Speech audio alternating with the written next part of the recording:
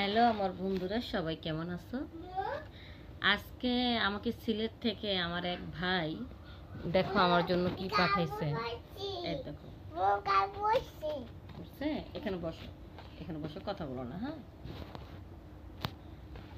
তা সিলেট থেকে আমাকে এক ভাই আমাকে এই ছোট ড্রেসটা পাঠাইছে।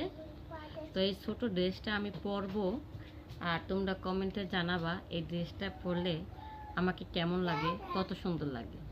ঠিক আছে? তো আমি দেরি করব না, একে একে ড্রেসটার সাথে আমি জামাটা চেঞ্জ করব। ঠিক আছে?